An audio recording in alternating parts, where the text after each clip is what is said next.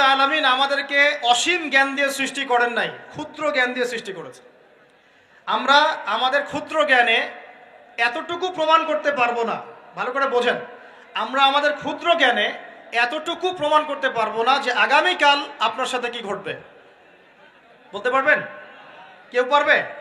তো যে মানুষ তার সাথে আগামীকাল কি ঘটবে সেটাই বলতে পারছে না।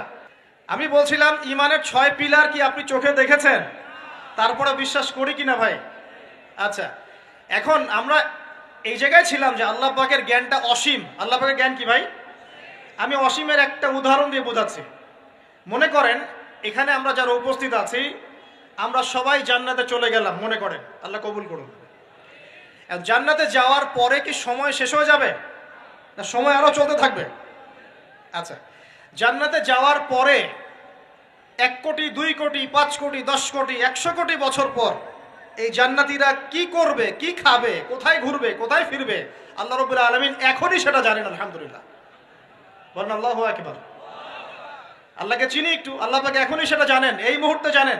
যদি এখানে কোনো ভাই থাকেন, ফর এক্সাম্পল অমুক ভাইয়ের নাম আব্দুল্লাহ, এই ভাই মনে করেন জান্নাতে যাবেন ইনশাআল্লাহ, কথার কথা বলছে, কথার কথা।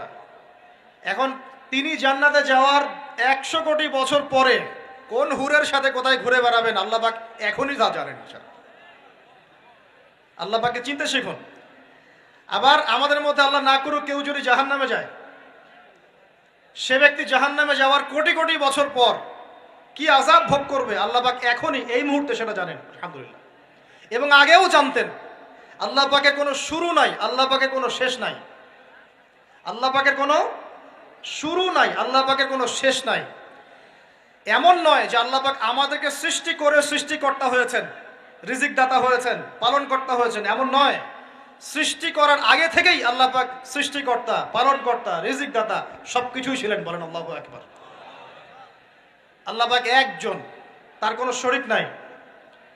আল্লাহ রাব্বুল আলামিনের জ্ঞান অসীম। এটার উদাহরণ হাদিসে দেয়া হয়েছে এভাবে যে মুসা এবং খিদির আলাইহিস সালাম নৌকায় সফর করছেন, একটা পাখি এসে নদী থেকে 1 ফোঁটা পানি খেয়ে চলে গেল। তখন খিদির আলাইহিস সালাম বলছেন, হে মুসা, এই পাখিটা নদী থেকে যতটুকু পানি পান করতে পেরেছে এই পানিটুকু হচ্ছে পুরো পৃথিবীর সমস্ত মাখলুকের জ্ঞান। আর এই পুরো নদীতে যত পানি আছে, এই সাগরে যত পানি আছে, এগুলো হলো আল্লাহ রাব্বুল আলামিনের জ্ঞান। আমি কি বুঝাতে পারছি ভাই?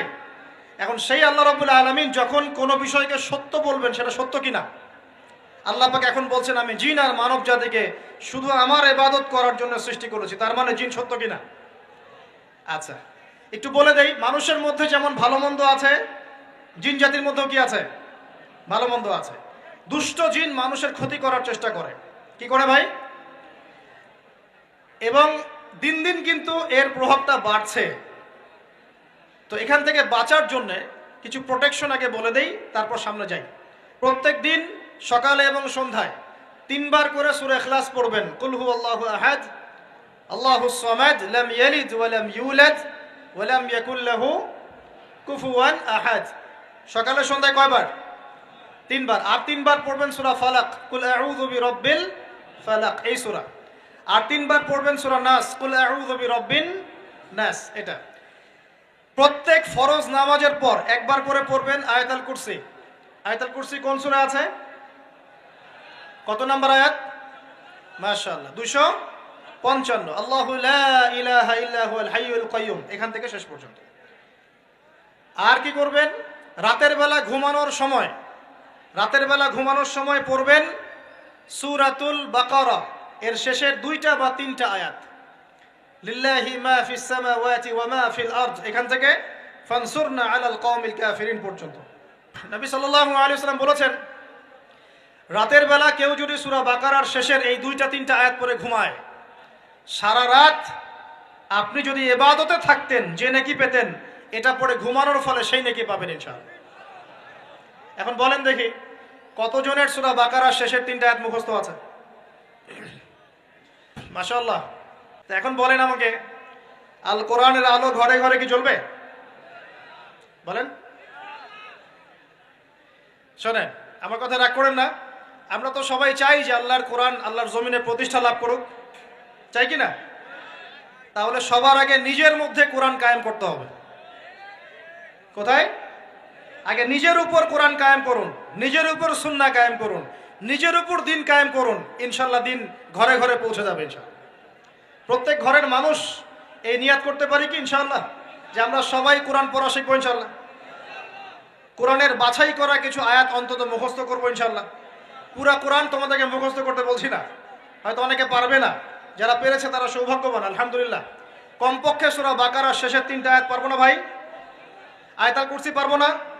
সূরা ফালাক, সূরা নাস, সূরা ইখলাস, সূরা কাফিরুন, সূরা হাশরের শেষের 3টা আয়াত, সূরা কাহাফ এর প্রথম 10 শেষ 10 আয়াত, সূরা কাহাফ প্রথম 10 শেষ 10 আয়াত, সূরা সফফাত এর প্রথম 10 আয়াত, সূরা আর রহমান, সূরা ইয়াসিন, সূরা মুলক।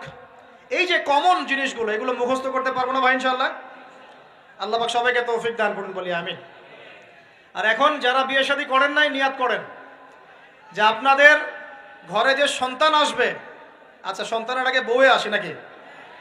আচ্ছা, যারা বিয়ে শাদী করেন নাই নিয়াত করেন দিনদার, মুত্তাকি, পরহেজগার, কোরআনওয়ালা মেয়ে ছাড়া বিয়ে করার দরকার নাই।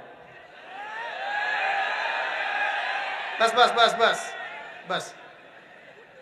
শোনেন, এর মানে এই নয় যে খালি মাদ্রাসার মেয়েদেরকে বিয়ে করবেন, বরং এমন অনেক দিনই বোন আছেন আমাদের স্কুল কলেজ ইউনিভার্সিটিতে পড়েন, তারা অনেক বেশি দিন চর্চা করেন মাশাআল্লাহ।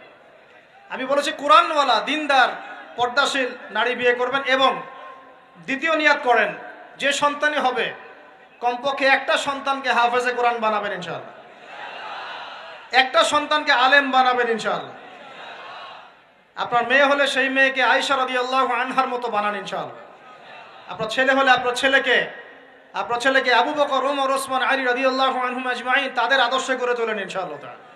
পারা যাবে না ভাই? যখন ঘরে ঘরে কোরআনওয়ালা মানুষ তৈরি হবে না, আল্লাহর জমিনে আল্লাহর দিন এমনি প্রতিষ্ঠা হয়ে যাবে ইনশাআল্লাহ। বাতিল কোন দিক পালিয়ে যাবে ঠিক নাই? সবকিছু শেষ আছে না বলেন তো? সব কিছু শেষ আছে। নমরুদ আছে না নাই? দুনিয়াতে আছে। মানুষ তার নামও স্মরণ করে। যখন সে দুনিয়া ছিল মনে হচ্ছিল দুনিয়াটাই তার, তখন মনে হচ্ছিল কি দুনিয়াটাই নমরুদের। ফেরাউন দুনিয়া আছে না নাই? আছে। তার নামও কি মানুষ স্মরণ করে? যখন ফেরাউনের রাজত্ব ছিল, যুগ ছিল, তখন মনে হতো যে পুরো দুনিয়াটাই ও। কথা বুঝতে পারছেন না? এরকম প্রত্যেক যুগে যুগে। আজ জাতির নাম শুনেছেন? আজ জাতি এই তাল গাছের সমান লম্বা চওড়া ছিল এক একজন, বিশ্বাস করছেন না? তাল গাছের সমান লম্বা চওড়া ছিল, এবং পাহাড় কেটে কেটে তারা বাড়িঘর নির্মাণ করত। তাদের কাছে আল্লাহ পাক নবী হিসেবে পাঠিয়েছিলেন হুদ আলাইহিস সালামকে। কোন নবী? সূরা হুদ পড়ে দেখবেন। আপনি যদি কবিতা, সাহিত্য, ছন্দ এগুলো পছন্দ করেন তাহলে সূরা হুদ আপনার জন্য। সুবহানাল্লাহ। আপনি যদি কবিতা, সাহিত্য, ছন্দ, বালাগাত পছন্দ করেন, সূরা আর রহমান আপনার জন্য, সূরা হুদ আপনার জন্য, সূরা শুআরা এগুলো আপনার জন্য। এত চমৎকার কাব্যিক বিন্যাস আছে, মানে কবিতার ছন্দে ছন্দে উপন্যাস ব্যাখ্যা করা হয়েছে বলে সুবহানাল্লাহ। মানুষ তো কোরআনকে মূল্যায়ন করে না। আমি লাস্ট জুমার খুতবার একটা লেকচারে বলেছিলাম, সূরা ইউসুফ, এই যে এখন সারা বিশ্বে অর্থনীতি নিয়ে যে কত কথা হচ্ছে, অর্থনৈতিক সংকট, এইটা সেটা বলা হচ্ছে না, সবার ঘরে ঘরে এগুলো আলোচনা হয় তো মাশাআল্লাহ। আপনি বিশ্বাস করেন সূরা ইউসুফের মাত্র 4টা আয়াতের মধ্যে আল্লাহ পাক এই পুরো বিশ্বের অর্থনৈতিক সমস্যার সমাধান দিয়ে দিয়েছে মাশাআল্লাহ। বলে দিব কি সমাধান? পরে বলছি। আগে আপনাদের এই পয়েন্টটা শেষ করি। ঘরে ঘরে কোরআনওয়ালা মানুষ তৈরি হবে তো ইনশাআল্লাহ? আল্লাহ কবুল করুন বলি আমিন। কোরআনের এই বিশেষ সূরাগুলো মুখস্থ করতে পারবো তো ইনশাআল্লাহ ভাই? এগুলো নিয়মিত চর্চা করলে আপনাকে দুষ্ট জিন, জাদু, বদনজর এগুলো গ্রাস করবে না ইনশাআল্লাহ। আরেকটা বইয়ের নাম বলে দেই, বই কিনবেন। আমি যে প্রত্যেকটা লেকচারে একটা একটা করে 2টা করে বইয়ের নাম বলি, বইগুলো কিনবেন আল্লাহর ওয়াস্তে।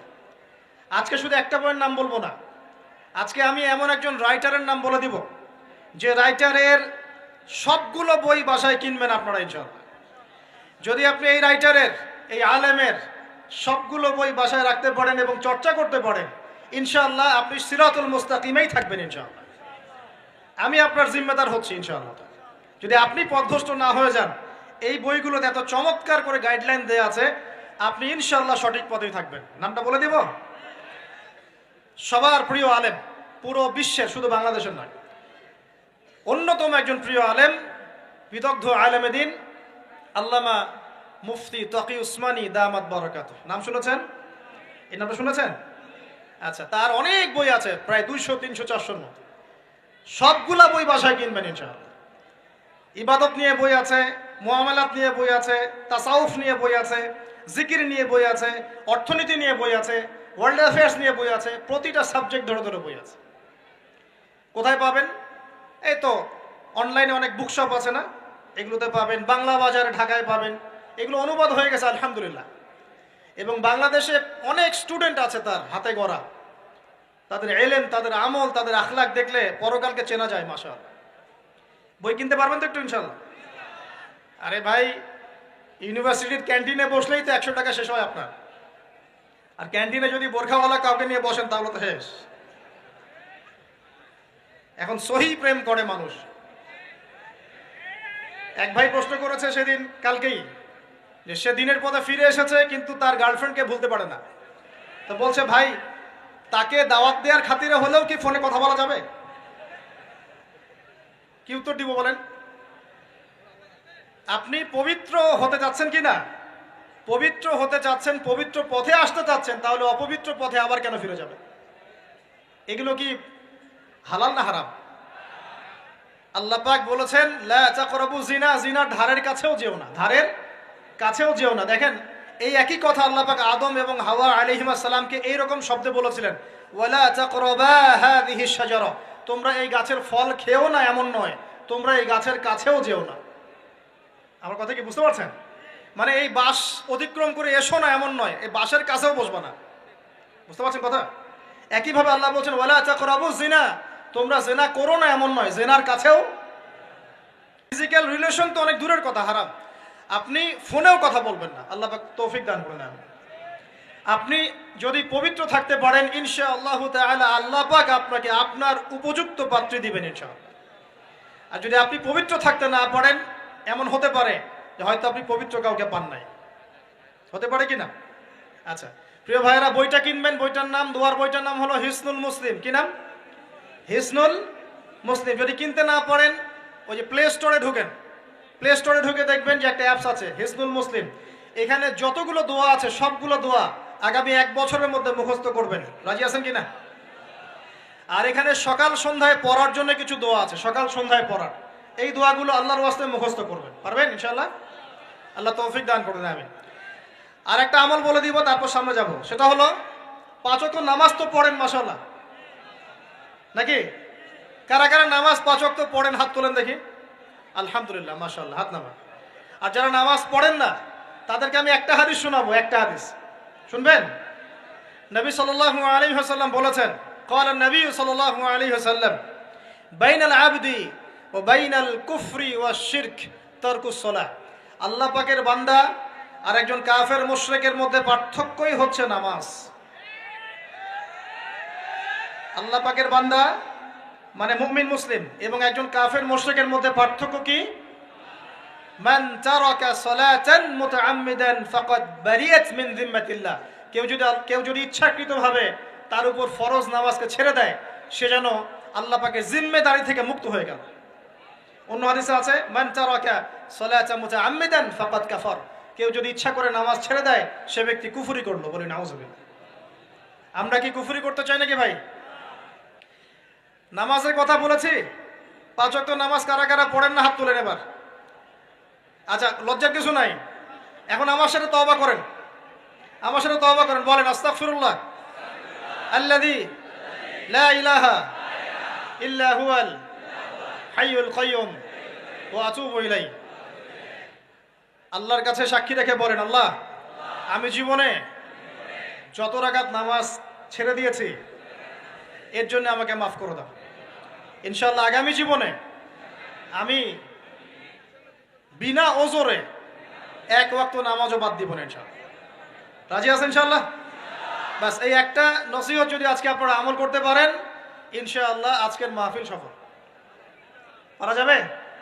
আর বই কিনতে বললাম, 1 নাম্বার কোন বই বলেন? হিসনুল। আর কোন আলেমের নাম বলেছি? আল্লামা জোরে বলেন। তার অনেকগুলো বই আছে, কেনার চেষ্টা করবেন তো ইনশাআল্লাহ। আল্লাহ পাক তৌফিক ইনায়াত করুন বলি আমিন। তাহলে আমরা সূরা যারিয়াতের 56 নম্বর আয়াতে কি শিখেছি ভাই? আল্লাহ রাব্বুল আলামিন আমাদেরকে সৃষ্টি করেছেন কেন? তার ইবাদত করার জন্য। আছে। এখন আমাকে বলেন যে আল্লাহ পাকের ইবাদত করার জন্য আল্লাহ পাক এই দুনিয়াতে আমাদেরকে কত বছর সময় দিয়েছেন বলেন দেখি। সর্বোচ্চ কত হবে? সর্বোচ্চ 60, 70, 100 হতে পারে। এই তো। আমরা কি চিরস্থায়ী থাকবো এখানে না চলে যাব? আচ্ছা, দুনিয়ার জীবনটা তাহলে কি? আল্লাহ পাক বলছেন আল্লাযী খালাকাল মাউতা ওয়াল হায়াতা লিয়াবলুয়াকুম আইয়ুকুম আহসানু আমালা। আল্লাহ পাক জীবন মৃত্যু সৃষ্টি করেছেন কেন? আল্লাহ পাক পরীক্ষা করার জন্য যে এই দুনিয়ার জীবনে আমলে কে শ্রেষ্ঠ, আমলে কে শ্রেষ্ঠ। দুনিয়ার জীবনে আসার উদ্দেশ্য পেয়েছি আল্লাহর ইবাদত করা, এখন পেলাম আল্লাহ জীবন মৃত্যু কেন সৃষ্টি করেছেন? আমলে পরীক্ষা করার জন্য যে কে শ্রেষ্ঠ হচ্ছে। আমাদের উদ্দেশ্য কি? আমাদের উদ্দেশ্য হচ্ছে পুলসিরাত পার হয়ে জান্নাতে যাওয়া। উদ্দেশ্য কি? পুলসিরাত পার হয়ে জান্নাতে যাওয়া। সূরা আলে ইমরানের 185 নম্বর আয়াতে আল্লাহ পাক বলেছেন কুল্লু নাফসিন যায়িকাতুল মাউত, প্রত্যেকটা নফস মৃত্যুর স্বাদ গ্রহণ করবে, এরপর কিয়ামতের মাঠে তাদের আজর তাদেরকে পূর্ণ মাত্রায় বুঝিয়ে দেওয়া হবে। আল্লাহ পাক বলছেন ফামান যুহজিহা আনিন নারি ওয়া উদখিলাল জান্নাতা ফাকাদ ফাজ। ওই দিন যে ব্যক্তিকে জাহান্নাম থেকে বাঁচানো হবে এবং জান্নাতে প্রবেশ করানো হবে সেই ব্যক্তি হচ্ছে সফল। কথা ঠিক কি না? তাহলে উদ্দেশ্য পেলাম তো, আমাদের গন্তব্য পেলাম তো। আমাদের গন্তব্য কি তাহলে? জান্নাত। এখন এই দুনিয়ার জীবনে আমরা সর্বোচ্চ হয়তো 100 বছর বাঁচবো, আল্লাহ ভালো জানেন, তাই তো? এই দুনিয়ার জীবনের এই হায়াতের সবচেয়ে ইম্পর্টেন্ট টাইমটা কোনটা বলেন? সবচেয়ে ইম্পর্টেন্ট টাইম কোনটা? যৌবন কি না? যৌবন কাকে বলে? যৌবন কাকে বলে? কত বছর থেকে কত বছর পর্যন্ত? 20 থেকে 40 বা 15 থেকে 40 বা 20 থেকে 50, এই তো। আচ্ছা, এই বয়সের মধ্যে কারা কারা আছেন হাত তোলেন দেখি। মাশাআল্লাহ, সবাই তো দেখি এই বয়সে, হাত নামান। এখন এই বয়স সম্পর্কে আগে 2টা হাদিস শোনেন, আমার দিকে তাকান, তারপরে আমি বলছি অবস্থা কি, করণীয় কি। আমি বলেছি যুবকদেরকে কিছু নসিহত করবো আজকে, নিয়াত করেছি, ঠিক আছে ভাই? আচ্ছা, যুবকদের সম্পর্কে প্রথম হাদিস, রাসূল সাল্লাল্লাহু আলাইহি ওয়াসাল্লাম বলেছেন কিয়ামতের মাঠে মানুষ যখন উঠবে, আমরা উঠবো কি না? আচ্ছা, নাকি উঠবো না? যারা আগুনে পুড়ে গেছে তারা উঠবে কি না? যারা পানিতে ডুবে গেছে, যাদের লাশও খুঁজে পাওয়া যায় নাই, উঠবে কি না? উঠবে। আচ্ছা, যখন মানুষ উঠবে তখন তাকে 5টা প্রশ্ন করা হবে। কয়টা ভাই? এই 5টা প্রশ্নের আগে সে তার পা সামনেও ফেলতে পারবে না, পিছনেও ফেলতে পারবে না। আমরা কি একটু চিন্তা করতে পারছি কত ভয়ঙ্কর হবে বিষয়টা? এই সামান্য গরমে আমাদের অবস্থা খারাপ, সূর্য সেদিন সামনে নিচে, আর মানুষ উঠে দাঁড়িয়ে আছে, তাদেরকে 5টা প্রশ্ন করা হবে। যতক্ষণ পর্যন্ত প্রশ্নের উত্তর দিতে পারছে না, সামনেও যেতে পারবে না, পিছনেও আসতে পারবে না, পা নড়াতে পারবে না। 1, তোমার পুরো জীবনটা তুমি কোন কাজে ব্যয় করেছো? উত্তর কি রেডি আছে আমাদের কাছে? আমরা কি বলতে পারবো হে আল্লাহ আমরা আমাদের পুরো জীবন তোমার ইবাদত করে কাটিয়েছি? 2, তোমার যৌবন স্পেশালি তুমি কোন কাজে ব্যয় করেছো? তোমার যৌবন তুমি স্পেশালি কোন কাজে ব্যয় করেছো? যুবকরা কি উত্তর দেওয়ার জন্য প্রস্তুত আছে যে আমাদের যৌবন আমরা আল্লাহর পথে কাটিয়েছি? সবাই কি বলতে পারবো? 3 নাম্বার, তোমার রিজিকের উৎস কি ছিল? কোন পথে সম্পদ অর্জন করেছো? 4 নাম্বার, কোন পথে সম্পদ ব্যয় করেছো? কোন কোন খাতে সম্পদ ব্যয় করেছো? আমরা কি আমাদের আয় এবং ব্যয়ের হিসাব দেওয়ার জন্য প্রস্তুত? 5, তোমাকে আমি যে জ্ঞান দিয়েছিলাম সেই জ্ঞান অনুযায়ী আমল করেছো কিনা? আল্লাহ পাক আমাকে আপনাদের সবাইকে তৌফিক দান করুন, আমি জানা অনুযায়ী আমল করার তৌফিক দান করুন। আমি এই 5টা প্রশ্নের মধ্যে যৌবনকাল ইম্পর্টেন্ট কিনা ভাই? গুরুত্বপূর্ণ কিনা? মাথায় রাখি। সামনে একটা হাদিস শুনুন। রাসূল সাল্লাল্লাহু আলাইহি সাল্লাম বলছেন যে এই কিয়ামতের মাঠেই 7 শ্রেণীর মানুষকে আল্লাহ পাক বিশেষ মেহমানদারির ব্যবস্থা করবেন, আরশের ছায়ায় ছায়া দিবেন ইনশাআল্লাহ। কোথায় ছায়া দিবেন? ওই দিন এই ছায়া ছাড়া অন্য কোনো ছায়া থাকবে না। নবী সাল্লাল্লাহু আলাইহি ওয়াসাল্লাম বলছেন তার মধ্যে প্রথম শ্রেণী হচ্ছে ইমামুন আদিল, ন্যায়পরায়ণ শাসক। ন্যায়পরায়ণ, আচ্ছা, ন্যায়পরায়ণ শাসকের একটা এক্সাম্পল দেই।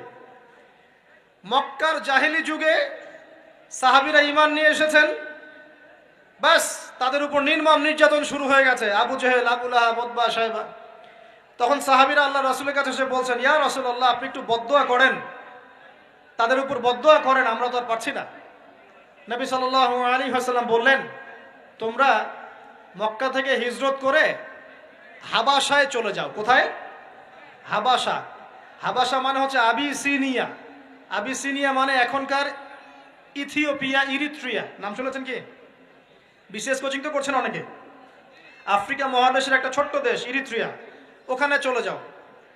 তখন বলেছিলেন তিনি হাবাসায় চলে যাও। সাহাবীরা জিজ্ঞাসা করছেন হাবাসায় কেন? নবী সাল্লাল্লাহু আলাইহি ওয়াসাল্লাম বলছেন, সেখানে একজন খ্রিস্টান ন্যায়পরায়ণ শাসক আছেন, যার রাজ্যে কেউ জুলুমের শিকার হয় না। কি বললাম বলেন তো? হাবাসা কে আছেন? একজন মুসলিম না খ্রিস্টান? খ্রিস্টান ন্যায়পরায়ণ শাসক আছেন, যার রাজ্যে কেউ জুলুমের শিকার, মুসলমান নন এমন একজন শাসকের প্রশংসা করে আমাদের নবীজি বললেন তার রাজ্যে কেউ জুলুমের শিকার হয়। সুবহানাল্লাহ। সাহাবীরা সেখানে হিজরত করলেন। নেতৃত্ব দিয়েছেন জাফর বিন আবি তালেব রাদিয়াল্লাহু আনহু। সেই সাহাবী বাদশাহ নাজাশী, তার নাম ছিল বাদশাহ নাজাশী, তার সামনে দাঁড়িয়ে সূরা মারিয়াম তেলাওয়াত করেছিলেন। ওই সূরা মারিয়ামে ইয়াহইয়া, জাকারিয়া, ঈসা, তার মা, এই গল্প ঘটনাগুলো আছে। এই সূরার তেলাওয়াত শুনে বাদশাহ নাজাশীর চোখ দিয়ে পানি পড়তে পড়তে দাড়ি ভিজে গিয়েছে। সুবহানাল্লাহ। শেষে তিনি ঈমান নিয়ে আসেন, মুসলমান হন, আলহামদুলিল্লাহ। আমাদের নবীজি তার জানাজার নামাজ পড়েছিলেন, আমাদের নবীজি তার গায়েবানা জানাজার নামাজও পড়েছেন, বলেন সুবহানাল্লাহ। এখানে একটা পয়েন্ট খালি বলতে চাই, একজন অমুসলিম শাসক সম্পর্কে আমাদের নবীজি মন্তব্য করেছিলেন তার রাজ্যে কেউ জুলুমের শিকার হয় না। আর আজকের দিনে সারা বিশ্বের কোন কোন ক্ষেত্রে মুসলিম শাসকদের ব্যাপারেও এই কথা বলা যায় না যে তার রাজ্যে কেউ জুলুমের শিকার হয় না। আল্লাহ পাক বলছেন, আরশের ছায়া আমি ছায়া দিব 7 শ্রেণীর মানুষকে। কয় শ্রেণী? তার মধ্যে প্রথম শ্রেণী হচ্ছে ইমামুন আদিল, ন্যায়পরায়ণ শাসক। আল্লাহ পাক আমাদের সমস্ত শাসকদেরকে ন্যায়পরায়ণ হওয়ার তৌফিক দান করুন। 2 নাম্বার, সেই যুবককে আমি সেখানে আশ্রয় দিব যেই যুবক তার যৌবন কালটা আল্লাহর পথে কাটিয়ে দিয়েছে। সুবহানাল্লাহ। এবার কি হাদিসটা আপনি পেয়েছেন? এর আগের হাদিস কি শুনলেন? পা নড়াতে পারবেন না যতক্ষণ পর্যন্ত এই প্রশ্নের উত্তর না দিচ্ছেন যৌবনকাল কোন পথে ব্যয় করেছেন। এখন যদি আল্লাহর পথে ব্যয় করেন তাহলে আরশের ছায়া ছায়া পাচ্ছেন, আলহামদুলিল্লাহ। বাকিগুলো কারা কারা একটু বলে দেই। 3 নাম্বার হচ্ছে সেই ব্যক্তি যে একজন আরেকজনকে মহব্বত করে, এক ব্যক্তি আরেক ব্যক্তিকে মহব্বত করে শুধুমাত্র আল্লাহর সন্তুষ্টির জন্য। কথা কি বুঝতে পারছেন? এই মহব্বত আবার এই ছেলে মেয়ের ফ্রি মিক্সিং না। কথা বুঝতে পারেনি? দিনের খাতিরে মহব্বত, আল্লাহর জন্য মহব্বত, আল্লাহর জন্য এখানে। 4 নাম্বার, এমন ব্যক্তি যে এত গোপনে দান করে যে তার বাম হাত জানে না ডান হাত কি দান করেছে। আমরা তো এখন 1 টাকা দান করলে 100 টাকা ফুটাই। ফেসবুক আছে, মারাত্মক একটা জিনিস ফেসবুক, মানে এটা মানুষকে আর মানুষ রাখে নাই। যে ব্যক্তি ফেসবুকে আসক্ত তার সাথে কথাবার্তা বলা, লেনদেন, চলাফেরা খুব ডিফিকাল্ট। মানে কি বোঝেন আগে কথাটা? কেন ডিফিকাল্ট? কারণ সে এত বেশি আসক্ত এখানে যে পান থেকে চুন খসলে সে আপনাকে পাবলিকলি ধুয়ে রেখে দিবে। একদম কিছু হইলে আপনাকে ফেসবুকে টেনে নিয়ে আসবে, ফেসবুকে সবাইকে বলবে উনি আমার সাথে এই কাজ করছে। আপনি বলারও টাইম পাবেন না যে আপনি নির্দোষ। তো খুব মুশকিল না এগুলা। আল্লাহ মাফ করুক আমাদেরকে। এমন ভাবে দান করে যে বাম হাত জানে না ডান হাত কি দান করছে। 5 নাম্বার, এমন ব্যক্তি যে এইটা যুবক, এটাও যুবক, যাকে কোনো সুন্দরী নারী আহ্বান করছে জিনার জন্য, সুন্দরী উচ্চ বংশের নারী, যে আসো আমার সাথে জিনা করো। ওই যে ইউসুফ আলাইহিস সালামের মতো, মনে আছে? ইউসুফ আলাইহিস সালামের ঘটনা মনে আছে? আচ্ছা, কিন্তু সেই যুবক বলে, সেই ব্যক্তি বলে, ইন্নী আখাফুল্লাহ, আমি আল্লাহকে ভয় করি, আমি তোমার সাথে খারাপ কাজ করতে পারবো না। এরকম ছেলে এবং এরকম মেয়ে এখন সমাজে খুঁজে পাওয়া যায়? হাতে গোনা, হাতে গোনা। আপনি অনলাইন ঘাটাঘাটি করেন, গুগল করেন, ক্রস চেক করেন, দেখবেন বাংলাদেশের 25 বছরের কম বয়সী ছেলে আর মেয়েদের জেনার হার কত আপনি বের করে দেখেন। 25 বছরের কম যে যুব সমাজ আমাদের সামনে আছে তাদের মধ্যে কত % যুবক এখন পর্যন্ত ফিজিক্যাল সম্পর্ক করেনি কারোর সাথে, আপনি খুঁজে বের করতে পারবেন। শুধু ছেলেদের ক্ষেত্রে এটা নয়, মেয়েদের ক্ষেত্রেও আছে। এই যে অনার্স লাইফ পার করার আগেই বহু মেয়ে সতীত্ব নষ্ট করে ফেলছে, বহু ছেলে সতীত্ব নষ্ট করে ফেলছে। কথাগুলো কি রাগ করছেন? আমি আপনাদের ভাই এবং আমি আপনাদেরকে মহব্বত করি। আমরা জেনার পথে যাব না, আমরা হালাল সম্পর্কে থাকবো ইনশাআল্লাহ। যখন আপনি জেনায় চলে যাবেন, আপনার কলব থেকে আল্লাহ নূর নষ্ট হয়ে যাবে। এটা এমন একটা পাপ যেটা করার পর মানুষ আল্লাহর সামনে মাথা তুলে দাঁড়াতে পারে না, লজ্জায় চোখ নেমে যায়, ইবাদতে স্বাদ পায় না। যখন হারাম সম্পর্কে, ফ্রি মিক্সিং, এগুলোতে মানুষ থাকে, ইবাদতে মানুষ স্বাদ পায় না। দিনের পর দিন ইবাদত করে মনোযোগ আসে না, মন লাগে না, চোখ দিয়ে একটু পানি বের হয় না, আল্লাহর জন্য কাঁদতে পারে না, কারণ মনের মধ্যে তো নূর নাই। আর যখন একটা মেয়ে বেপরদায় থাকে, অনেক ইবাদত করলেও তার এই বেপরদায় থাকার কারণে সমাজের বহু মানুষের চোখের জেনা হয়ে যায়।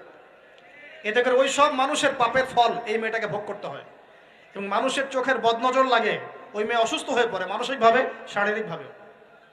আমি আমাদের যুবক ভাই এবং যুবতীদের বোনদেরকে রিকোয়েস্ট করব, আল্লাহর ওয়াস্তে চরিত্রটাকে পবিত্র রাখার চেষ্টা করুন। আমি আল্লাহ পাক তৌফিক দান করুন।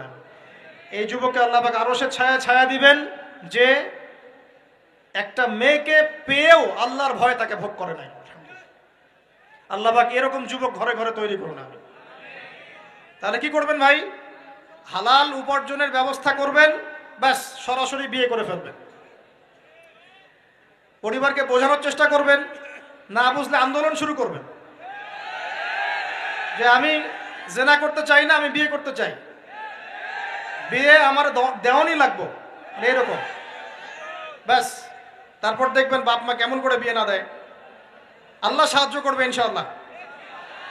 আল্লাহ আমাদের যুবক ভাইদেরকে চরিত্র হেফাজত করার স্বার্থে বিয়েকে সহজ করে দিন। আমি আবার কাউরে নিয়ে পালায় যায় না, ওই কাজ করতে যায় না কিন্তু আবার, ঠিক আছে? কারণ এভাবে কোর্টে গিয়েও যদি একটা মেয়ে বিয়ে করে, এই বিয়ের জায়েজ না জায়েজ নিয়ে অনেক কথা আছে। অতএব এইসব ঝুঁকির মধ্যে যাবেন না, বাসায় বোঝানোর চেষ্টা করবেন। আর এক শ্রেণীর ব্যক্তি আছে যাদেরকে আল্লাহ পাক আরশের ছায়া দিবেন। তারা কারা? যারা গোপনে আল্লাহকে স্মরণ করে কাঁদতে পারে। বলি সুবহানাল্লাহ। এখন এই দুটো হাদিসের মধ্যে যুবকদের অবস্থান কি পেয়েছেন? আচ্ছা, আরেকটা শোনাই এবার। নবী সাল্লাল্লাহু আলাইহি ওয়াসাল্লাম বলেছেন, 5টা জিনিস আসার আগেই 5টা বিষয়কে মূল্যায়ন করো। 1, তোমার বার্ধক্য আসার আগেই তোমার যৌবনকে মূল্যায়ন করো। যৌবনের গুরুত্ব পেলেন তো এবার? তোমার মৌত আসার আগেই তোমার জীবনকে মূল্যায়ন করো। অসচ্ছলতা আসার আগেই সচ্ছলতাকে মূল্যায়ন করো। অসুস্থতা আসার আগেই সুস্থতাকে মূল্যায়ন করো। এবং এই যে কথাটা বললাম যে তোমার বার্ধক্য আসার আগেই যৌবনকালটাকে মূল্যায়ন করো, এই হাদিসগুলোর মধ্যে আমরা সংক্ষিপ্ত পরিসরে যৌবনকালের গুরুত্ব পাচ্ছি কিনা ভাই? এখন এই যৌবনকালটা আমাদের কাটানো উচিত আল্লাহ পাকের ইবাদতের মধ্য দিয়ে। এই যৌবনকালটা আমাদের কাটানো উচিত কয়েকটা বিষয়ের মধ্য দিয়ে। তার মধ্যে আমি 10টা পয়েন্ট আপনাকে বলবো। কয়টা ভাই? 10টা। 1, এই যৌবনকালে সবার আগে আমাদের কর্তব্য হচ্ছে দ্বীনের ইলম অর্জন করা। কি করা ভাই? দ্বীনের ইলম অর্জন বলতে আমি কি বোঝাচ্ছি? দ্বীনি ইলম অর্জন বলতে আপনাকে আমি বোঝাচ্ছি যে কমপক্ষে কোরআনটুকু তেলাওয়াত করতে শিখুন, হাদিসগুলো পড়তে শিখুন, ইসলামী বইপত্র পড়াশোনা করুন, পাশাপাশি জেনারেল সাবজেক্টগুলোও পড়াশোনা করুন। এদিকে আপনি এগিয়ে যান, এদিকেও এগিয়ে যান, দুই দিকে আগাতে থাকেন। এর পাশাপাশি বরেণ্য ওলামায়ে কেরামদের সোহবতে থাকার চেষ্টা করেন। যারা রিনাউন্ড এবং বরেণ্য ওলামায়ে কেরাম, তাদের সোহবতে থাকার চেষ্টা করেন। ইলম অর্জনের অনেক ধাপ আছে। শুরু করেন কোরআন তেলাওয়াত দিয়ে, তারপরে আস্তে আস্তে হাদিসে যান, কোরআনের তাফসিরে যান, ইতিহাস পড়েন, ইসলামের ইতিহাস পড়েন, ইসলামিক অর্থনীতি পড়েন, রাসূলের জীবনী সিরাত পড়ে দেখেন, ইসলামিক ফিখের বইগুলো পড়ে দেখেন। আস্তে আস্তে গ্র্যাজুয়ালি আপনি সামনে যাবেন। এই সিলেবাসটা আপনি কোত্থেকে পাবেন? এই সিলেবাসটা দেখবেন প্রত্যেক জেলায় জেলায় বরেণ্য কওমি ওলামায়ে কেরাম আছেন না, তাদের সাথে পরামর্শ করবেন, আপনাকে সুন্দর সিলেবাস করে দেবে ইনশাআল্লাহ। এইভাবে আপনি পড়াশোনা করবেন এবং ওস্তাদের সাথে থেকে পড়াশোনা করবেন। একা একা সব কিছু করা যায়? একা একা সব কিছু করা যায় না। একটা সিলসিলা লাগে, একটা ওস্তাদের সোহবত লাগে, নাকি? একা একা কি কোরআন সুন্নাহ সব বুঝে ফেলতে পারবেন আপনি? তাই মনে হয়? কখনোই না। অতএব বরেণ্য আলেমদের সোহবতও লাগবে, আবার আপনার চেষ্টাও লাগবে। আল্লাহ পাক তৌফিক দান করুন। এই যৌবনকালের প্রথম কাজ কি ভাই? ইলম অর্জন করা। 2 নম্বর, এই যৌবনকালে আমরা যে পরিমাণ ফিজিক্যালি ফিট থাকি, শরীরে শক্তি থাকে, উদ্যম থাকে, আমাদের বয়সটা 40-50 হয়ে গেলে সেটা থাকবে না। থাকবে? অতএব এই যৌবনকালে বেশি বেশি ইবাদত করতে থাকেন, আল্লাহ পাক তৌফিক দান করুন। এই যৌবনকালে 5 ওয়াক্ত নামাজ তো পড়বেনই, এর পাশাপাশি নফল নামাজগুলো পড়ার চেষ্টা করবেন। এর পাশাপাশি আপনি চেষ্টা করবেন তাহাজ্জুদের ওয়াক্তে একটু নামাজ পড়ার জন্য, কমপক্ষে 2 রাকাত, কমপক্ষে 2 রাকাত, অ্যাটলিস্ট 2 রাকাত নামাজ তাহাজ্জুদের সময় পড়ার চেষ্টা করি। আল্লাহ আমাকে তৌফিক দেখ, আপনাদের সবাইকে তৌফিক দান করুন। ওই সময় আপনি যে দোয়াই করবেন আল্লাহর কাছে কবুল হবে ইনশাআল্লাহ। যে দোয়াই করবেন আল্লাহ কবুল করবেন ইনশাআল্লাহ। যদি আপনার রিজিকটা কি হয়, হালাল হয়। হারাম রিজিক দিয়ে ইবাদত কবুল হয়? হারাম রিজিকের দোয়া কবুল হয়? কবুল হয় না। 3 নাম্বার, এই যৌবনকালে আমরা রাসূলের সুন্নতের উপর বেশি আমল করবো ইনশাআল্লাহ। করা যাবে ইনশাআল্লাহ? তাহলে নিয়াত করতে পারি যে ইনশাআল্লাহ চেহারাগুলো পরিবর্তন হবে। চেহারা পরিবর্তন মানে কি? হ্যাঁ, রাখা যাবে না? এখনো গজায় নাই। প্রত্যেক সপ্তাহে আপনাকে নবীর সুন্নতের উপর এরকম করে কুরবানি এবং জবাই করতে কে বলেছে? নবী সাল্লাল্লাহু আলাইহি ওয়াসাল্লামের সুন্নতকে জবাই করাটা কি ভালো কাজ? হ্যাঁ বলেন তো।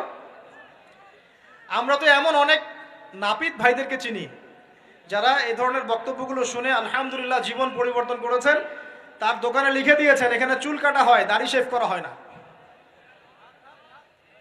খুশি হন নাই?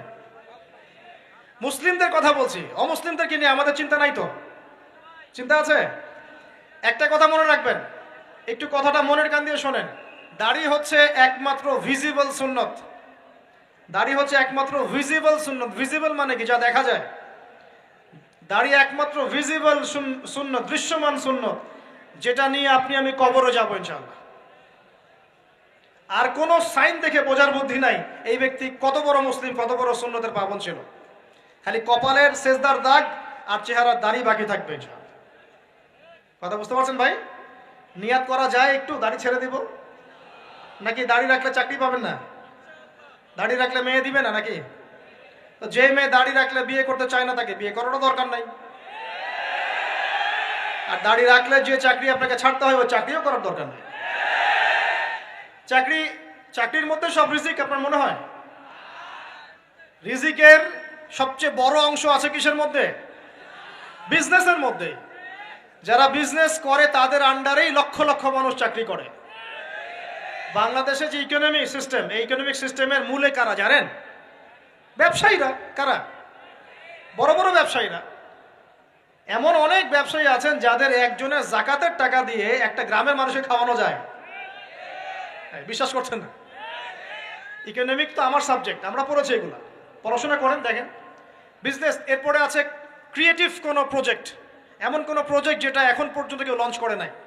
এখন অনলাইনে অনেকে আয় করেন না, আজকে থেকে 20 বছর আগে মানুষ এটা করেছিল।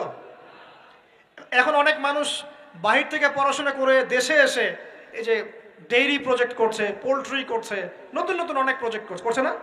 কৃষিভিত্তিক অনেক কাজ করছে। তারা কি সচ্ছল না? আমি একজন ভাইয়ের কথা জানি যিনি আলহামদুলিল্লাহ আল্লাহর এই অধম বান্দার ওয়াজ শুনে সুদের চাকরি ছেড়ে দিয়েছিলেন। চাকরি ছেড়ে দিয়ে তিনি চায়ের বিজনেস শুরু করেন, চায়ের বিজনেস। তো ইদানিং জানলাম তিনি এখন মানুষকে টাকা ধার দেন। মাশাআল্লাহ, তিনি এখন মানুষকে টাকা ধার দেন চায়ের ব্যবসা করেই।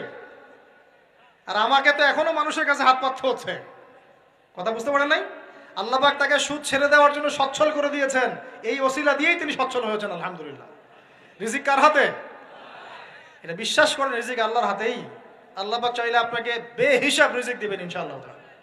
অতএব সুন্নতকে বিসর্জন দিয়ে নয়, সুন্নতে থাকেন, আল্লাহ পথ খুলে দিবেন ইনশাআল্লাহ। আল্লাহ পাক তৌফিক দান করুন।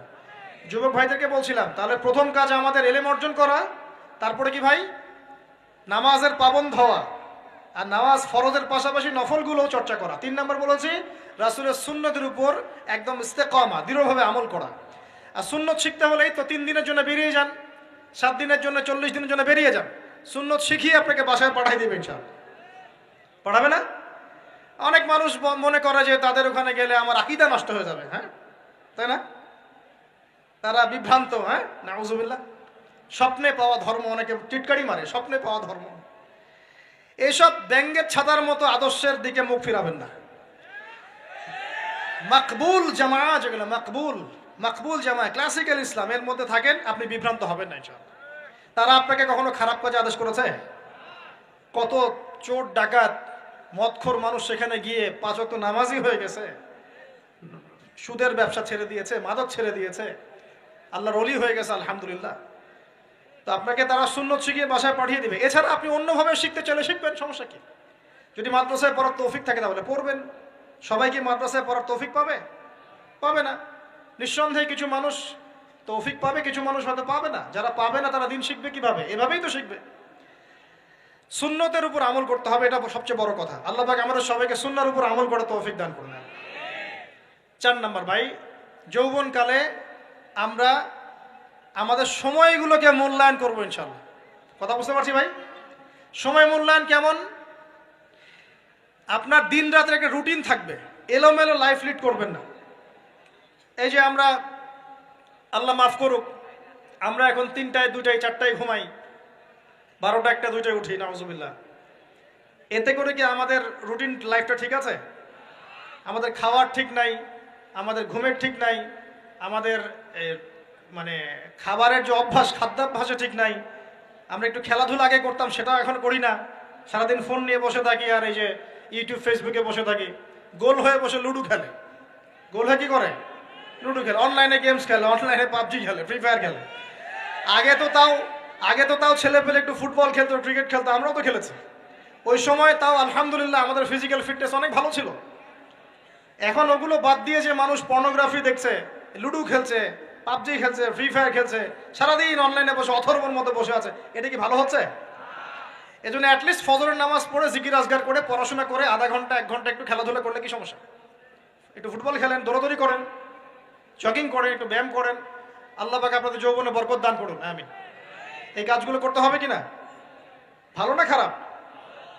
করেন। আর নিয়মতান্ত্রিক লাইফ লিড করবো আমরা। নিয়মতান্ত্রিক, আমার জীবনে একটা রুটিন থাকবে, এই রুটিনের বাইরে যাব না। পড়াশোনার রুটিন থাকবে, খেলার বা এক্সারসাইজ রুটিন থাকবে, খাওয়া দাওয়ার রুটিন থাকবে, দাওয়ার রুটিন থাকবে, আমি আলেম ওলামাদের কাছে যাবো, এই রুটিন থাকবে। একটা রুটিন লাইফ লিড করবেন, এলোমেলো জীবন যাপন করবেন না। আল্লাহ পাক আমাকে তৌফিক দান করুন, আপনাদের সবাইকে তৌফিক দান করুন। কয়টা বলেছি ভাই? বলেন। 6 নাম্বার, যৌবনকালে সবচেয়ে বেশি বেঁচে থাকবো নারীর ফিতনা থেকে। কি থেকে ভাই? যৌবনকালে সবচেয়ে বেশি বেঁচে থাকবো কি থেকে?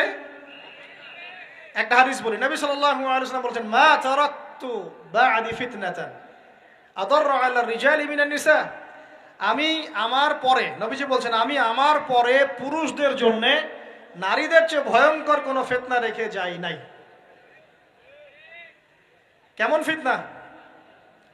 আপনি একটু অনেস্টলি বলেন তো দেখি, যে আমরা যারা পর্নোগ্রাফিতে টুকটাক আসক্ত বা এ ধরনের অনলাইনে বা অফলাইনে এ ধরনের হারাম সম্পর্কের সাথে আছি, মন থেকে কি আপনি ফিল করেন যে আল্লাহ আপনার সাথে আছেন?